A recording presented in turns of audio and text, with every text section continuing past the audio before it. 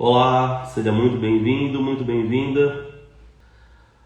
Bom, então hoje a gente vai conversar um pouquinho aqui sobre os levantes de mordida, tá?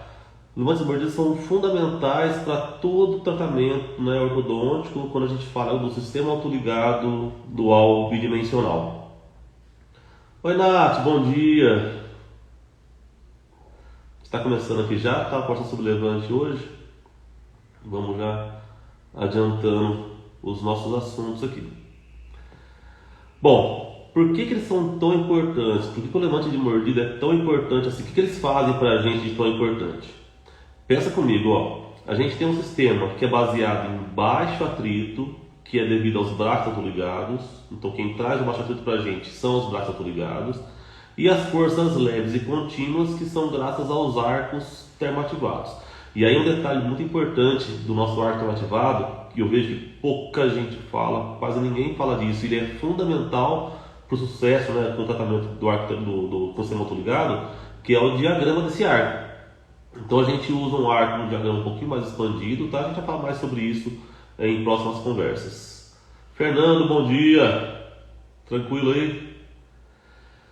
Só que assim, essa história toda, né, de baixo atrito, forças leves e contínuas, braços autoligados, arco termoativado, isso só vai acontecer de verdade na vida real se eu tiver um levantamento de mordida no paciente. Por quê? Porque com o levantamento de mordida eu tenho a garantia que eu não vou ter nenhum contato oclusal com o paciente, né? A interpretação fisiológica dessa oclusão, que já existe, não vai mais acontecer. Então é como se eu estivesse trabalhando com arcos separados.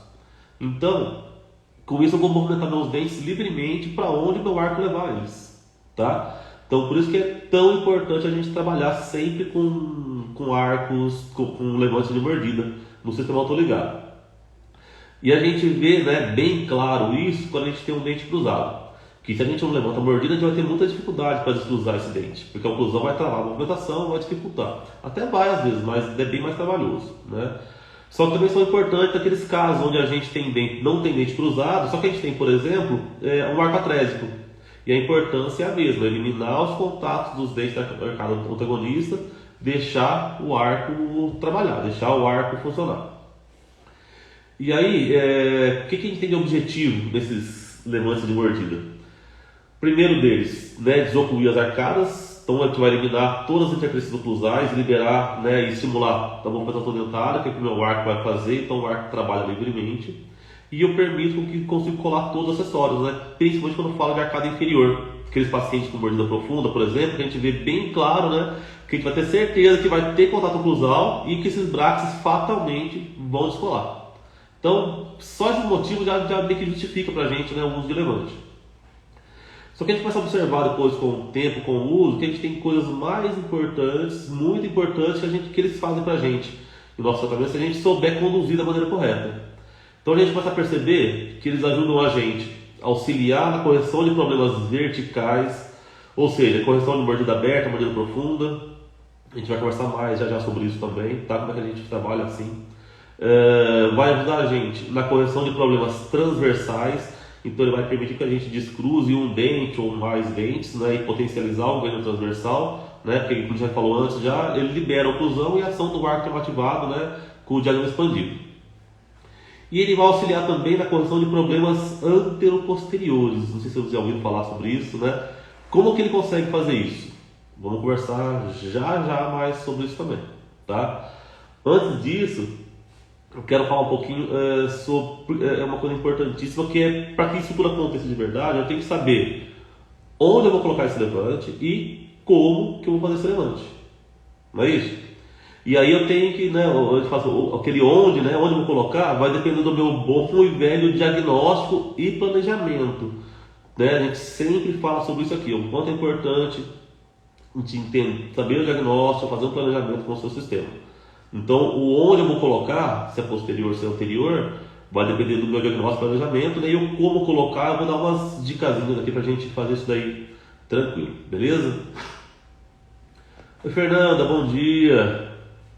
Só chegando devagarzinho por aqui. Então, assim, a gente pode ter levantes posteriores, né, e anteriores. E aí, como que eu vou saber no meu caso que é melhor? Onde é melhor colocar? De novo, né, diagnóstico e planejamento. Não tem jeito, tem que estudar bem o caso. Quando eu falo de levante posterior, né, como o seu nome diz, eles são feitos nos dentes posteriores. E aí vai uma primeira dica pra gente aqui, né? Eu gosto sempre de fazer nos segundos molares superiores. Por que segundo molar superior? Primeiro, por que eu gosto de fazer nos dentes superiores e não nos inferiores? Porque no superior é mais fácil de fazer, tá? A arcada superior é mais fácil de trabalhar que a arcada inferior, por causa de língua, por causa de saliva. E por que no segundo molar e não no primeiro? Porque quanto mais posterior for o meu levante, menor vai ser a altura dele. É aquela boa e velha regrinha da tesoura, lembra disso? Quando eu abro um pouquinho lá atrás, né, eu tenho uma abertura maior aqui na frente. Oi, Júlia, bom dia. Tudo certo? Tudo jóia? Então, assim, primeira dica é fazer o levante na arcada superior. Doutora Poliana, bom dia também, tudo jóia? Então, primeira dica é os levantes posteriores, fazer na arcada superior e no segundo molar, beleza? Em boa parte dos casos, eu preciso fazer um levante pequeno, né? Não tem que fazer mais nada muito grande, né? Apenas na altura da cúspide dos molares, apenas para eliminar aquelas interferências oclusais que a gente tem.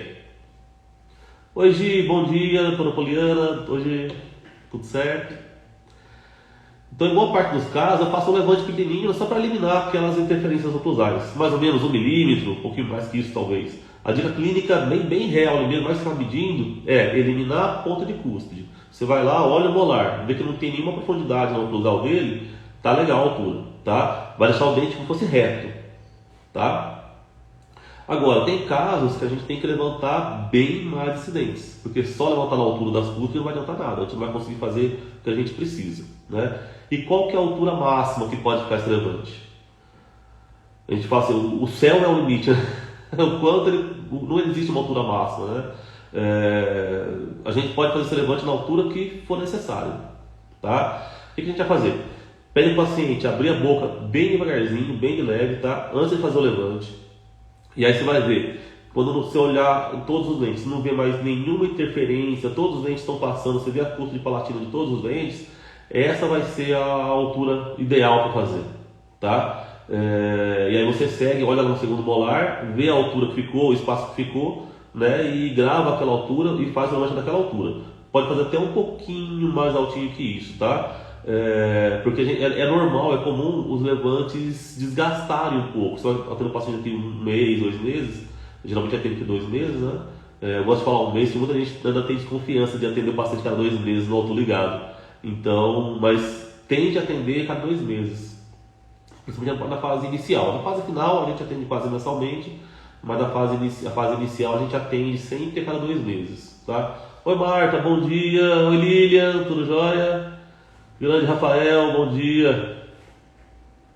Então a gente deixa essa altura um pouquinho maior, porque a gente sabe que vai ter um certo desgaste, né? Vai diminuir a altura do levante. Muitas vezes é um desgaste da resina mesmo, tá? E algumas vezes vai acontecer intrusão do dente que você está com levante, tá? A gente vai falar mais sobre isso já já. Doutora Júlia perguntando aqui, tu vai desgastando a altura à medida da evolução do caso ou remove tudo só no final? Ótima pergunta, Júlia. Eu faço sempre um pouquinho a mais do que a altura que o caso precisa, tá? Então, por exemplo, olhei lá, todas as cúspides estão com, né, tá tudo livre, deixo ali mais ou menos 1 milímetro a mais, tá? Porque vai acontecer um desgaste natural ou por intrusão o desgaste da resina mesmo, tá? Depende do caso. Por exemplo, um caso mais simples, eu vejo que já estou ficando bem granadinho, eu vou desgastando aos poucos, mas o mais comum que eu faço aqui, o protocolo, né, via de regra, eu removo tudo no final, tá? Então assim, antes de chegar no arco retangular de aço, então nossa sequência de arcos é uma sequência bem mais simples, né? A gente usa arcos termativados e nosso último arco é o arco termativado no nosso sistema autoligado dual bidimensional. Então a gente vai usar o arco 18x25 de aço antes de chegar nesse arco que eu faço a remoção do levante.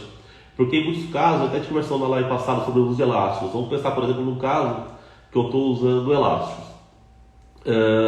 Eu tenho que remover, porque quando entra no arco de aço já se torna uma ortodontia convencional, né? Já não tem mais as vantagens do autoligado e eu preciso finalizar o meu caso. Então é importante eu remover o levante a parte importante dele, que era de liberar a bioadaptação transversal, né, que é a expansão, já corrigi todas as giroversões, todos os apinhamentos, aí eu removo esse levante e aí eu vejo se eu preciso usar um pouquinho mais de elástico, ou muitas vezes o caso já está pronto.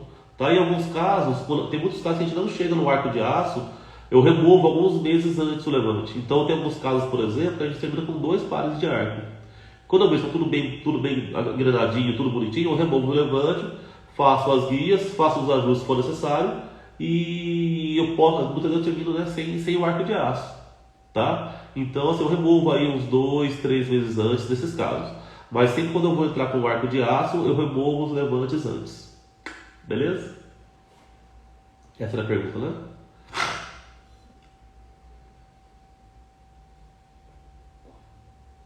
Vou tomar uma aguinha porque... Nossa, eu tô meio resfriado aqui. Não quero deixar piorar isso não. Não sei quanto é a cidade de vocês, aqui em Poços está o negócio de chove, esquenta, tá triste. Bom, e aí tem uma coisa também, gente, que tá, na verdade, até mais importante que a altura do levante, tá? E eu tenho que prestar máxima atenção nisso. Sabe dizer o que é isso? Né? O detalhe para mim, que é o mais importante, que eu não posso falhar de jeito nenhum, é que esse levante ele seja bilateral e bem equilibrado bilateralmente, tá? Então eu tenho que fazer dos dois lados na mesma altura. Isso é fundamental. Regra isso, eu tenho que avaliar isso daí, tá? Eu tenho que ter todo o cuidado nisso. E aí entra um conceito, né, que é extremamente importante e até um pouco polêmico nesse assunto, que é o seguinte: a gente tem que fazer esses levantes em relação cêntrica. E é aquela discussão, né? Nossa, a relação cêntrica, né? O que é relação cêntrica? Existem várias definições disso, né? Não vou discutir isso aqui, tá? Mas o importante, né? Uma das coisas mais importantes do nosso sistema, né, é fazer os levantes bilaterais em relação cêntrica, tá? Empiricamente mesmo, manipulando o paciente, tá? E a gente vai ver o quanto que isso ajuda a gente tratar, né, realmente uma maloclusão, a gente entender bem a maloclusão. Porque como é que funciona? Vamos pensar o seguinte, ó, como é que funciona a grande parte, como é que a gente trabalha geralmente, né? A grande parte dos ortodontistas. Alguém aqui manipula o paciente? Eu vou te dizer assim que quase todos os ortodontistas trabalham com a ortodontia, tratam a maloclusão em MIH, né, em máximo de intercuspidação habitual. Oi, Dinei, bom dia. Oi, Sharon, bom dia, tudo jóia? Então, assim, na prática, como é que funciona? Né? A gente acaba trabalhando muitas vezes, né, com a maloclusão em máximo de intercuspidação habitual. E a gente não consegue tratar o paciente com efetividade. E como é que funciona a prática clínica, né, da maioria dos ortodontistas? Como é que é a consulta inicial? Né? Então, o ortodontista vai lá, chama o paciente, né, na sala de espera, chama o paciente, conversa com ele um pouquinho, coloca na cadeira, dá aquela olhada, né, no paciente, faz uma avaliação simples e pede a documentação. Aí o paciente vai lá na radiologia, faz as fotos, né, envia a documentação para o ortodontista, e aí vem aquela pastinha lá e ele vai estudar o caso. Então ele vai lá, analisa as fotos, radiografias, olha, né, algumas informações que ele acha importante do traçado, olha os modelos, né, e aí em cima disso ele faz o diagnóstico e o planejamento. Só que tem um detalhe aí, gente, muito importante nisso tudo e que passou despercebido, né, que a gente comentou. Alguém manipulou o paciente. Se acha que na radiologia esse paciente foi manipulado, alguém avaliou a ATM desse paciente, viu se esses côndilos estão razoavelmente bem posicionados na fossa? Ah, Daniel, vamos ver isso daí, né? Não precisa disso não. Né? Frescura isso daí. Gente, a gente não é especialista em DTM, né? Mas a gente tem a obrigação de entender pelo menos um pouquinho disso. E a gente tem que fazer uma avaliação bem feita. Eu vou te dizer que isso é a parte mais importante do nosso tratamento. Tá? E esse vai ser o nosso diferencial, que é o que torna a gente, né, diferente, melhor do que a maioria dos ortodontistas. Porque a gente vai ver quem faz isso. Quando a gente faz isso, a gente vai enxergar qual que é a real maloclusão do seu paciente. Olha como é que é importante isso. E eu só comecei a perceber isso quando eu comecei a usar o sistema autoligado, né, e entender melhor a importância do levante. Tá? E porque são eles que vão me ajudar a tratar o paciente da maneira correta. E aí, até voltando numa pergunta que a Júlia fez agora há pouquinho aqui, em relação a se eu vou desgastando aos poucos. É muito difícil, em muitos casos, é muito difícil eu manipular o paciente e já chegar na relação cêntrica logo na primeira consulta. Não é sempre que eu consigo fazer isso. Mas eu consigo ter uma noção. Então eu faço isso, daqui 2 meses, quando o paciente voltar, a gente reavalia essa altura. Porque pode ser que eu precise ajustar de novo, desgastar um pouquinho mais de um lado do que do outro. Imagine só, quando a gente, não sei quem faz plaquinha de Michigan, né? Não vou nem entrar na discussão se qual a importância dela ou não. Enfim, aquelas plaquinhas, né, de acrílico lisa, a gente não tem que ficar fazendo o ajuste cruzal mensal naquelas plaquinhas, o paciente usa para dormir, não é isso? Imagina só, é mais ou menos a mesma coisa, só que é uma plaquinha fixa, o paciente está usando os levantes, né, então ela está fixa lá. Então essa avaliação vai ser mais precisa para a gente. Então, com o passar das consultas, se você for necessário, se o paciente tem uma grande diferença de MH para RC, você vai fazendo esses desgastes aos pouquinhos também. Tem essa questão também, tá, Júlia? Que a gente pode perceber. E muitas vezes a gente vê isso, tá? Então, olha só, gente, veja o quanto que isso é sério, né? Quantos casos a gente já tratou, ou a gente está tratando, sem fazer um diagnóstico correto, sem ter manipulado e ter verificado qual que é realmente a maloclusão do paciente, tá? Só para ilustrar um pouquinho esse assunto, né? Vou mostrar a importância desse assunto. Vamos falar um pouquinho de atresia maxilar. Vou citar um exemplo aqui, né? No caso, por exemplo, de uma atresia maxilar em crianças. Jussi chegando por aqui, Vini, Dr. José Filho, bom dia. Então vou falar um pouquinho aqui, né, para exemplificar isso, né? Um caso de uma atresia maxilar em criança, né? Dentição mista ou dentição decida, né? Como é que a gente diagnostica, né, essa mordida cruzada, essa atresia maxilar? Quase sempre tem um sinal clínico que é a mordida cruzada, não é isso? E aí você pode observar, né, se me corrija se estiver errado, mas você observa o seguinte: quase sempre essa mordida cruzada ela é funcional, a mordida falsa. Já prestaram atenção nisso daí? Já viram isso? Já observaram isso? E como é que a gente verifica isso? Como é que a gente bate esse martelo nisso daí? Não é observando a linha média? Então a gente observa que geralmente o paciente está com desvio, por exemplo, para a direita e a linha média está desviada para a direita também. Tá? Ou seja, é uma mordida cruzada falsa, né? É uma mordida cruzada funcional. Até eu gravei esse dia atrás no Will, se quiser ver, né? Procura aqui no Instagram, que onde eu mostro exatamente isso, né? Eu tenho o paciente ocluindo em máximo de respiração habitual e a gente vê essa mordida cruzada e a linha média desviada para o lado. E aí o que a gente faz? Se eu for lá e manipular esse paciente e colocar em relação cêntrica, a gente vai ver que na verdade ele está jogando a mandíbula para esse lado. Então, porque ele não consegue morder em relação cêntrica, né? Porque é desconfortável para ele. Tem toque de ponta de cúspide, ele busca ali uma oclusão melhor para ele, mais confortável. Então ele vai desviar para um lado ou para o outro e essa mordida cruzada ela vai se tornar corriqueira, usual para ele.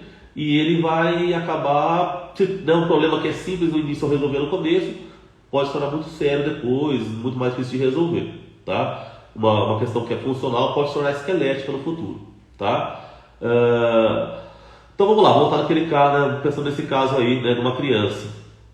Ora, se eu desvio está acontecendo devido ao contato desconfortável, o que eu tenho que fazer? Não é mais inteligente da minha parte eliminar esses contatos desconfortáveis? Não é isso? E como é que eu faço isso no autoligado? Como é que a gente faz isso? Não é usando levantes de mordida?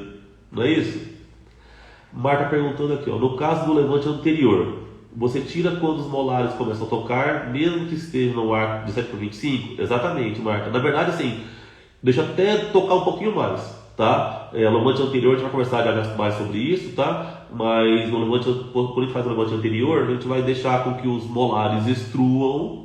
Então eles vão buscar contato e quando eles começar a ter um bom contato, aí a gente já remove esse levante, tá? Eu não gosto de tirar logo quando ele tem contato, mas um tempinho depois, 1, 2, no máximo 3 meses depois.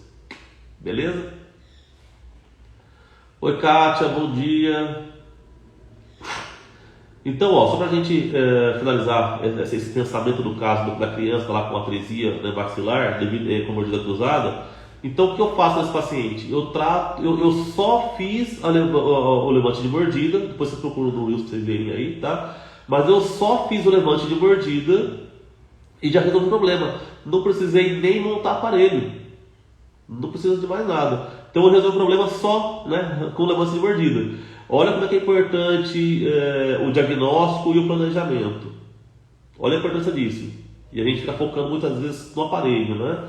Então o mais importante de tudo é a gente saber o diagnóstico, né, saber o planejamento e saber as ferramentas, conhecer as ferramentas do meu sistema para saber qual delas eu vou aplicar, como eu vou aplicar e se eu preciso aplicar todas elas ou não, tá? Então aquele caso que vamos ver depois no Reels lá, foi tratado só com levante de mordida, tá? E aí, vamos continuar o pensamento dos levantes aqui, né? Eu posso incrementar um pouquinho mais esses levantes daí, fazendo na arcada superior, tanto na arcada superior quanto na inferior, que é o que eu fiz naquele caso do Reels, tá?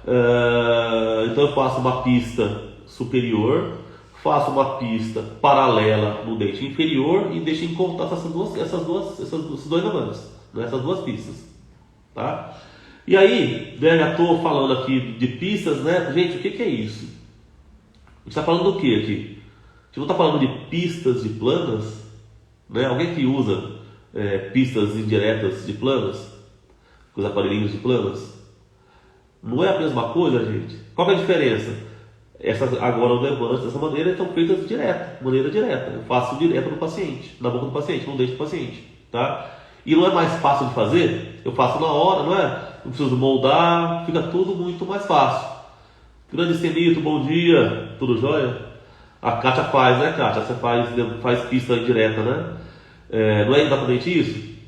Só que a pista direta você precisa moldar o paciente, não é? Mandar o protético fazer, esperar o paciente, esperar ficar pronto o aparelho. Muita gente não gosta de moldagem pode dar distorção, a margem de erro sua é maior, não é? Você tem que ter no mínimo 2 consultas, não é isso? Então olha só, você consegue fazer agora pistas de planas diretas, muito mais fácil, muito mais rápido, muito mais barato, tá? Não precisa moldar, ficou tudo muito mais simples, certo? E não tem que ficar brigando com o paciente ficar usando ou não, né? Ele vai estar usando direto, tá? E aí, ó, a Kátia comentando aqui, ó, demora, gera expectativa, nem sempre o uso é ideal, é exatamente isso, né? Eu fico na mão do paciente, eu dependo que ele use, né? E tudo que a gente depende do paciente é um problema pra gente, né? O nosso resultado ele tende a ser menos efetivo porque depende muito dele. Então, se ele usa direitinho, funciona bem. Agora, se ele não usa, não vai funcionar, tá? Então, o que eu consigo fazer para tirar a dependência do uso do paciente se torna mais efetivo, tá? E aqui, então, ó, a gente está falando de 2 levantes, um levante superior e um levante inferior, paralelos entre si, retos, né? Então, a gente está comentando que isso é uma analogia com pistas de planas. Então, seriam pistas diretas de planas. Só que eu estou fazendo elas retas. E se eu inclinar essas pistas? O que vai acontecer? Eu posso fazer as pistas inclinadas, né? Por exemplo, para avançar a mandíbula, para avançar a maxila, para expandir arcadas superiores. Então, gente, eu tenho um recurso riquíssimo em mãos. A gente muitas vezes subestima o levante, olha como ele é importante, olha como ele é rico para a gente. Alguém aqui já tinha visto o levante dessa maneira? Já tinha pensado assim? Porque a gente fala, vamos só fazer o levante, muita gente usa só com a função de tirar, né, de desocluir e de tirar o contato para poder montar o aparelho inferior.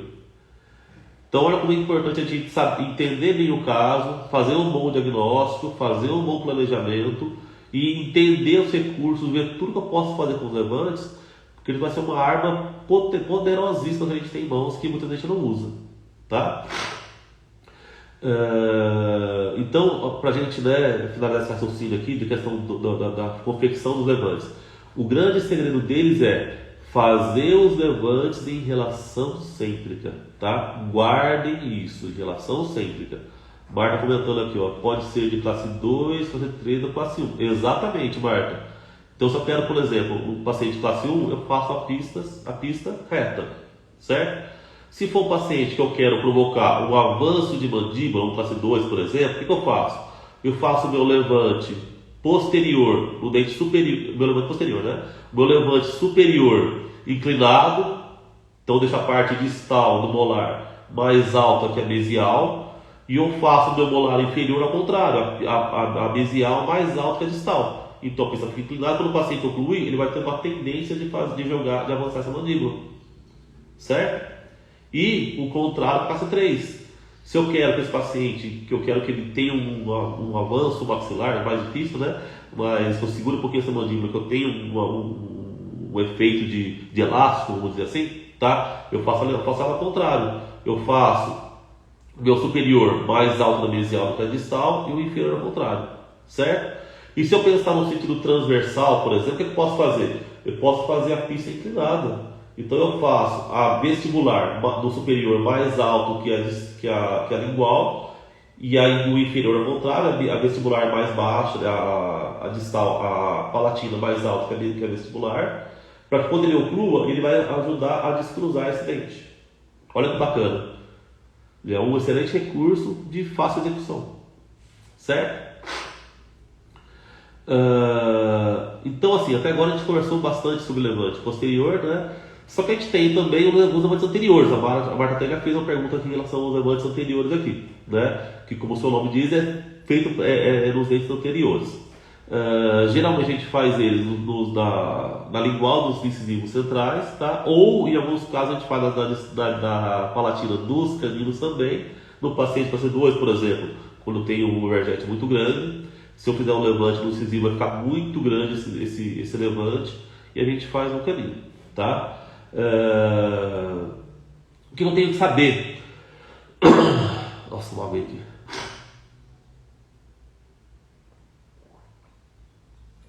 Marca comentando aqui, ó. Você pode até fazer nos anteriores e inferiores quando a mordida é cruzada anterior. Excelente, Marca, excelente.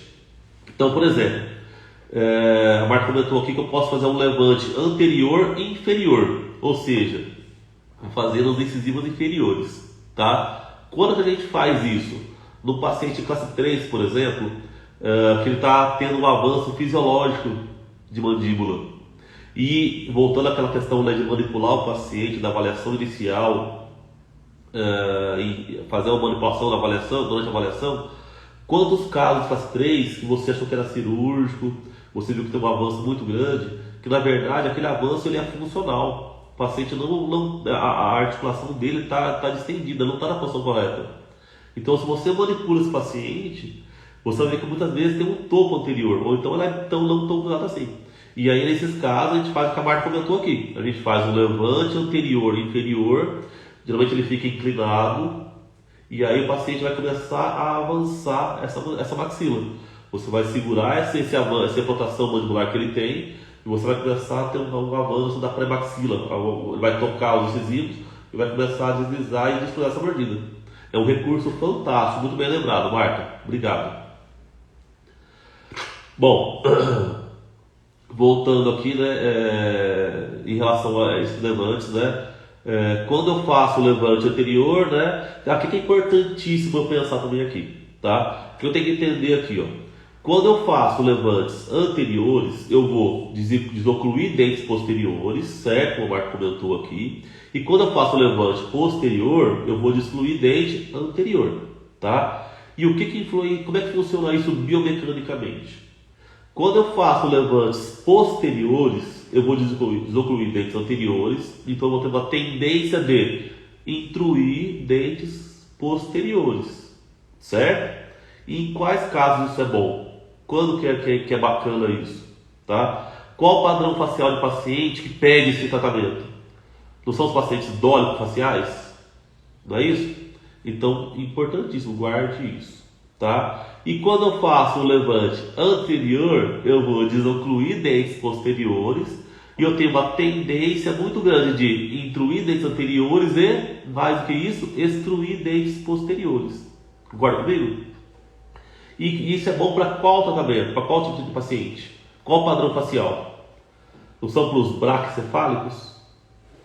Então aí já tem uma boa dica aí, né, de quando eu faço o levante anterior, quando eu faço o levante posterior, certo? Apesar de também ter uma variação que a gente usa aqui muitas vezes por questões técnicas, dificuldades técnicas, muitas vezes paciente braque, a gente começa um caso com levante posterior, mesmo sabendo que a indicação é o levante anterior. Mas eu começo com o levante posterior e assim que possível eu faço o levante anterior, certo? Então aqueles casos que tem uma convergência muito grande, tem muito apigamento, vai me atrapalhar o levante anterior, começo com o levante posterior e assim que possível eu faço o levante anterior, que é o que ele mais vai precisar e eu vou deixar ele mais tempo, certo? Os pacientes mesofaciais, né, teoricamente são aqueles mais tranquilos nesse sentido. Então, para ele, né, qualquer lugar que fizer tá bom. E a gente tem por protocolo, é mais fácil fazer um levante posterior. Então você faz aquele levante posterior mais baixo, né, só para poder liberar, desocluir as costas, e liberar a ponta de custo e deixar o arco funcionar, certo? E você pode também ir mudando esse levante, como dificultou. Ele não tem que ser fixo naquele lugar. Você pode começar ali com o levante, no caso, com o levante posterior, fazer depois o anterior, e vice-versa, começar com o anterior, fazer posterior, tá? Por isso que é importante a cada consulta você avaliar e você ter feito a manipulação do paciente em relação cêntrica lá no comecinho para saber o que você quer, certo? Gostou, gente? Viu como é que levante é importante? Como é que a gente subestima muitas vezes os levantes de mordida? Né? Fala a verdade. Eu acho que os levantes são fundamentais. Eu vou te falar assim, eu uso levante de mordida, sei lá, em 95% dos meus casos, tá? São raríssimos os casos que eu não faço levante. São aqueles casos que é muito simples, é muito pouco, né, o que precisa de correção. Então aí nesse caso a gente não faz, mas é muito difícil, viu? Kátia perguntando aqui, Dani, por favor, fale um pouco sobre quanto levantar. Ô Kátia, eu comentei já no comecinho isso daí, tá? Vou voltar um pouquinho para você aqui. Não existe uma altura máxima, tá? Você pode levantar até X milímetros, tá? O que a gente usa de recurso para trabalhar isso daí? Clinicamente mesmo. Você olha lá, pede o paciente abrir um pouquinho a boca, tá? E você vai olhar lá todas as palatinas, as costas palatinas, todos os dentes. Vê lá o quanto você precisa levantar para não ter nenhuma interferência com a arcada anterior, certo?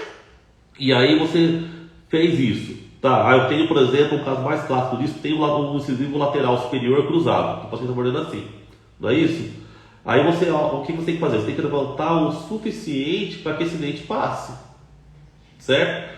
Porque se você levantar pouquinho, vai chegar no ponto que ele vai tocar aqui e depois tem que mudar o levante de novo, certo? Ou você vai sofrer muito para passar esse dente.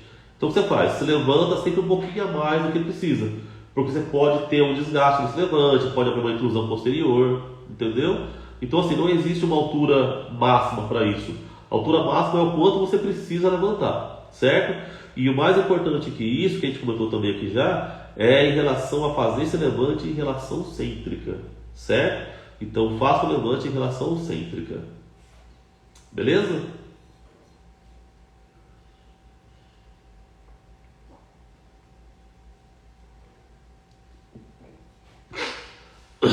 Pessoal, alguém tem alguma pergunta a mais? Alguma questão que faltou aqui? Ficou bem explicado, Kátia? Ajudou? Kátia, então vem aí agora sobre a questão da pista, tá? Sei que faz bastante pista aí, direta de planos aí. Pensa em fazer elas diretas e saber quanto é mais fácil para fazer, certo? Certo, gente, valeu! Depois, tá? Quem não conseguiu ver tudo, eu sei que o horário é complicado, né? Mas vai ficar salvo aqui no nosso feed, certo? Toda essa nossa conversa. Quem tiver perguntas, pode mandar pergunta lá pra gente, manda no particular que não tem nenhum problema, pode mandar que a gente vai conversando, tá? Gostaram do assunto aí? Fez sentido? Né? Ajudou um pouquinho na prática clínica aí? Valeu, Celito! Show! A ideia, gente, é sempre estar aqui, né? Como eu falo sempre, a gente está aqui toda terça-feira de manhã, eu sei que é um horário complicado, indo para o trabalho, voltando, mas fica sempre salvo também aqui, tá? E toda semana a gente vai trazer um assunto diferente. Quem tiver sugestão também, alguma dúvida, quer falar de um assunto específico, manda pra gente aqui que a gente vai colocando aqui, tá? Entre nossas pautas de assuntos também, tá? Deixa seu comentário aí, tá? Quem tiver algum colega que tem interesse no assunto, fala para seguir a gente também aqui, beleza? Pra gente poder ter toda semana ter essa conversa aqui. e uma ótima semana para todos. Tá joia? Um abraço, até mais.